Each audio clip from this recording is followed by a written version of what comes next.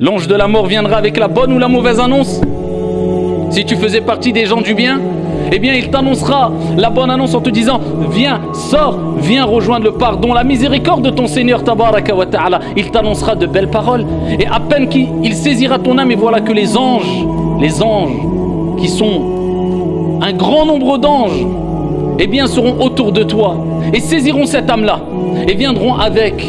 des linceuls du paradis et avec des parfums du paradis, des linceuls paradisiaques et des parfums paradisiaques, et ils te feront monter jusqu'au ciel le plus bas, et les anges diront quelle est cette bonne odeur, et on te citera par tes plus beaux noms, et on dira c'est un tel, fils d'un tel,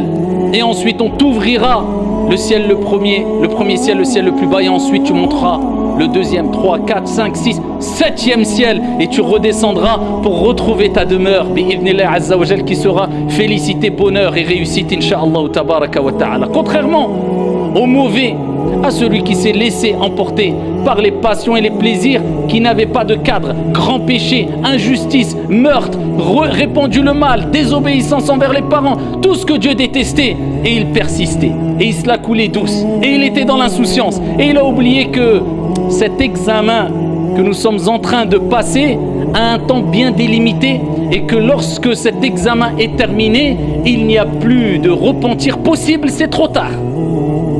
Eh bien le prophète alayhi salatu wassalam dit quant à la deuxième catégorie de personnes, l'ange de la mort viendra et lui annoncera la mauvaise nouvelle. Viens rejoindre la malédiction, la colère de ton Seigneur tabaraka wa ta'ala. Et voilà que les anges qui sont autour le saisiront avec un visage noir et terrifiant,